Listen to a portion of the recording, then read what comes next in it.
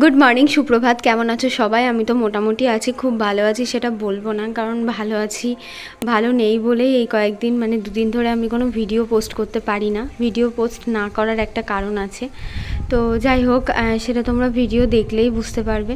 তো শরীর না সবসময় সাথ দেয় না, প্রেগনেন্সির দিনগুলো যত এগোচ্ছে আর ততই যেন মনে হচ্ছে যেন যে কী করে আমার প্রেগনেন্সির টাইমটা কাটবে, কী করে আমি একা একা এই সময়টাকে পার করবো। মাঝে মাঝে তো একা একা বসে বসে না নিজেরই কান্না পেয়ে যায়। এই বিছানার ওয়ার, বালিশের ওয়ারগুলো আমি কেচে দিয়েছিলাম, কিন্তু কালকে আর পরাতে পারিনি, মানে এত শরীরটা খারাপ করছিল। তো আজকে সকালে এখন পরিয়ে নিচ্ছি। আমার যে কাঁথাগুলো আছে ওগুলো এখন মাঝে মধ্যে না ভোরবেলার দিকে একটু লাগে, জানো তো, ভোরবেলার দিকে বেশ ভালোই ঠান্ডা ঠান্ডা লাগে। আর কয়েকদিন তো ভীষণই গরম পড়েছিল, এখন বেশ একটু ভালোই ঠান্ডা ঠান্ডা পড়েছে। তো সেই জন্য আর কি একটু কাঁথা টাথা গায়ে দিতে হয়। আর ডাইরেক্ট কাঁথা গায়ে দিলে তো আমার মেয়ে একটু ছোট, আর তাতে ধরো আমার বিছানাপত্র না একটু মানে 2-4 দিন পর পরই আর কি কাচাকুচো করতে হয়। তো ওই বেডশিটটা তো 2-3 দিন আগে পাল্টেছি, আজকে আবার এটা পাল্টালাম। ওয়ারগুলোও পরিয়ে দিলাম, মোটামুটি একটু কাজ এগিয়ে গেল। আর আজকে হচ্ছে তোমাদের দাদাভাইয়েরও শরীরটা খুব একটা ভালো না, ওর একটু গ্যাস অম্বলের সমস্যা হয়েছে, মানে না খাওয়া দাওয়া করে আর কি টেনে বাসে এসেছে তো 2 দিন ধরে, তো সেই জন্য একটু গ্যাস অম্বল হয়ে গেছে। সকালে ভাবলাম মুড়ি খাওয়ার জন্য কি বানাবো, তো তারপরে দেখো একটুখানি আলুর তরকারি বানালাম। তো আলুটা ভাজা করলে বেশি ভালো হতো, কিন্তু এখন আমার মনে হলো যে এত তেলের জিনিস খাওয়াটা ঠিক হবে না, তো সেই জন্য একটুখানি লবণ হলুদ জল দিয়ে, যেটা বাটি চচ্চড়ি বলে, ওটাই করেছি। আর সকালে যেহেতু আমাদের ব্রেকফাস্টে মুড়ি খাওয়া, তো মুড়িটা তো খেতে গেলে কিছু না কিছু তো লাগবেই না। আর এখন তো আর বাসি তরকারি এটা ওটা বেশি খাওয়া যাবে না, আর এমনিতেও আমার বাসি খাবার খাওয়া একদমই মানা। আজকে দুপুরে রান্নাটাও আমি একদমই সিম্পল রেখেছি, মানে সবজি আলু পটল বেগুন, মানে যা যা ঘরে সবজি ছিল সমস্ত সবজি দিয়ে একটা পাতলা পাতলা করে ঝোল করেছি। আর একটু জ্যান্ত কাতলা মাছ নিয়েছিলাম, ওটাকে একদম শুধু রান্না করব। তো এই রান্নাটা শুধুমাত্র তোমাদের দাদার জন্যই করা, মানে এত সিম্পল রান্না, কারণ ও বারবার হচ্ছে তোমার কি বলবো, মানে এত ওকে টয়লেটে যেতে হচ্ছে, আর তার সাথে হচ্ছে প্রচণ্ড পরিমাণে গ্যাস হয়ে গেছে। তো মাছটা একদমই প্লেন শুধু রান্না করব। মাছটা কিন্তু খেতে খুব ভালো ছিল, আর বড় সাইজের একটা কাতলা ছিল, সেখান থেকে কেটে খানিকটা পরিমাণে নিয়েছিলাম। তো প্রথমে বুঝতে পারিনি, প্রথমে ভাবলাম ভালো হবে কি না হবে, সেই জন্য একটু অল্প পরিমাণেই নিয়েছিলাম। তারপরে খাওয়ার সময় মনে হলো যে না, আর একটু নিলে বেশ ভালো হতো। তো রান্নাবান্না করতে করতে এত মাজা আড়ষ্ট হয়ে গেছে আর কি বলবো। তো এসে দেখো এখন ষাট হয়ে বিছানার উপরে শুয়ে পড়েছি। মানে কি বলবো, মাজার এত সমস্যা। প্রথম প্রেগনেন্সির বেলায় কিন্তু আমার এই সমস্যাটা একদমই ছিল না, মানে মাজা এরকমভাবে কিন্তু আড়ষ্ট হয়ে থাকতো না, কিন্তু এইটাতেই দেখছি এত সমস্যা। আর মাজারই বা কী দোষ দেবো বলো, এতগুলো পরিমাণে অপারেশন যদি একটা মাজাতে থাকে, তাহলে কার মাজাটাই বা ভালো থাকে। তো দিদাকে ওর পাপা আনতে গেছিলো, আর আমার সাথে একটু বকাবকি হচ্ছিলো, চিপস কুরকুরে এটা ওটা কিনে দেয় বলে। আমি একটু সবসময় ভয়ে ভয়ে থাকি। তো বিকালে দিদাকে নিয়ে ক্যারাটে যাওয়ার পরে আমার আর কোনো ভিডিও করা হয়নি। এটা হচ্ছে সকালবেলায় ওর আজকে স্কুলে একটা প্রোগ্রাম আছে বলে ওকে সাজিয়ে দিচ্ছিলাম, সেখানে ও পার্টিসিপেট করবে। তো এই সকালটা ছিল আমার কাছে বিশালই একটা খতরনাক সকাল বলতে পারো। এই রকমভাবে আমার সাথে এরকম একটা বিপদ ঘটে যাবে সত্যি আমি ভাবতে পারিনি। দিদাকে স্কুলে দিতে গিয়ে বাইরে, মানে আমাদের যে গেটটা আছে সেই উপরের পোটে থেকে আমি এত জোরে পড়ে গেছি কি বলবো। আর মাজায় এতটা জোরে আঘাত পেয়েছি, হয়তো এই কান্নাটা সত্যি কথা বলতে যতটা না আমার লেগেছে তার থেকে বেশি ভয়ে হচ্ছে, কারণ এই সময়টা তোমরা সবাই জানো যে পড়ে যাওয়াটা একদমই ঠিক না। মানে কোনো জায়গা থেকে পড়ে গেলে হয়তো বাই চান্স যদি কোনো লাগে, বাচ্চার কোনো ক্ষতি হয়, মানে এই টেনশানে আমার আরও বেশি কান্না পেয়ে যাচ্ছে। তারপরে অনেকটা টাইম বসেছিলাম, যেহেতু পেটে আমার কোনো আঘাত লাগেনি, একটু মাজাতে লেগেছিল। আর কিছু জামা কাপড়ও সার্ফ মাখিয়ে দিয়েছিলাম, সেগুলো না কাচলেও হতো না। তো আমাদের দাদাভাই আসার পর থেকে তো জামা কাপড় আমি এখন আর সেরকমভাবে কাচতেই পারি না। আগে হয়তো একদিনে 2 দিনে 3-4 বালতি করে কেচে নিয়েছি, কিন্তু এখন তো আর সেটা আমার পক্ষে সম্ভব হয় না। তো ওই জন্য আজকে যে বালতি কটা ভেজানো ছিল সেটাও বসে বসে আর কি টুকটুক করে কেচে নিলাম। কি করবো বলো, কিছু করার নেই, একা সংসার হলে যেটা হয়। তো সবাই আমাকে বলেছে দিদি ওয়াশিং মেশিন কিনে নাও, তো ওয়াশিং মেশিন ভাবছি কিনে নেব, কিন্তু এখন একটুখানি প্রবলেমের জন্য কিনতে পারছি না, কিন্তু কয়েক মাস পরে কিনতে তো হবেই, না হলে ভীষণই প্রবলেম হয়ে যাবে।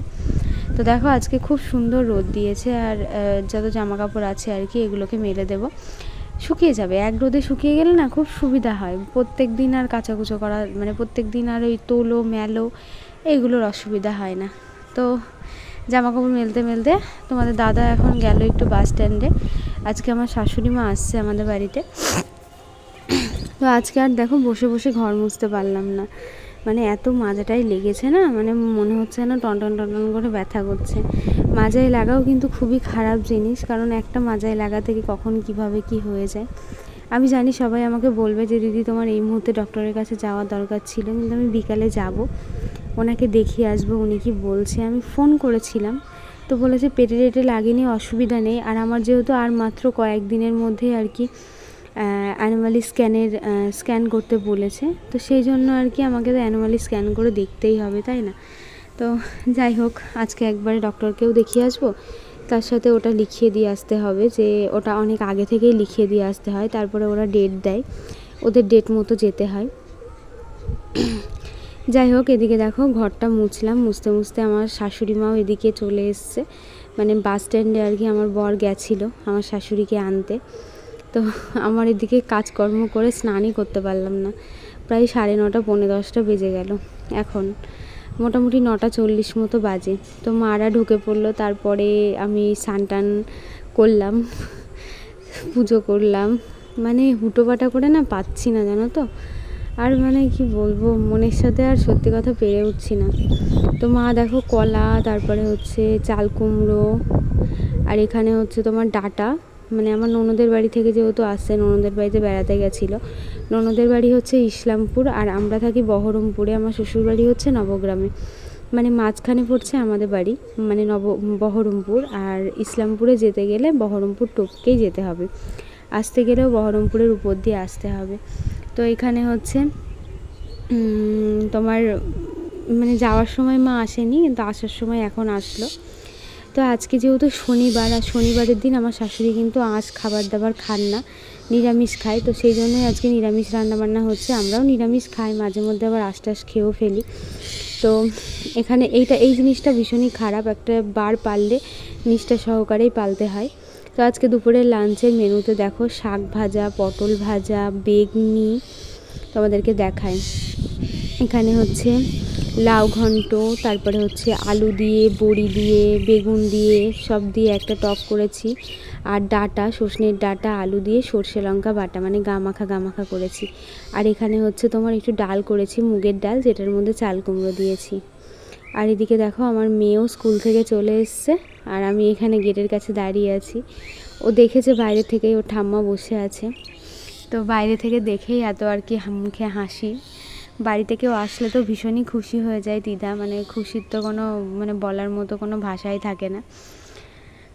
তো দেখো এসে দেখেছে, দিয়ে চলে গেল ফ্রিজের কাছে, ঠাম্মি দেখে হাসছে। তো বলছে আমি জানতাম তুমি আসবে, কারণ আগের দিন রাতে যেহেতু ফোন করে বলেছিল। আর বাড়িতে কেউ আসলে, সেটা আমার মা বাপের বাড়ি থেকে কেউ আসুক কিংবা ওর বাবার বাড়ি থেকেই কেউ আসুক, ও ভীষণই খুশি হয়ে যায়, মানে বাড়িতে কোনো গেস্ট আসলেই খুশি হয়ে যায়। তো দেখো 3 জনের জন্য আমি ভাত বেড়ে দিলাম। নিরামিষ মেনু হলেও কিন্তু অনেকগুলো মেনু ছিল, আর খাওয়া দাওয়াটা কিন্তু খুব একটা খারাপ হয়নি, বেশ ভালোই হয়েছিল। তবে এটাই খারাপ লাগছিল যে শাশুড়ি মা এসেছে, একটু মাছ টাছ নিতে পারলাম না, কারণ শনিবার।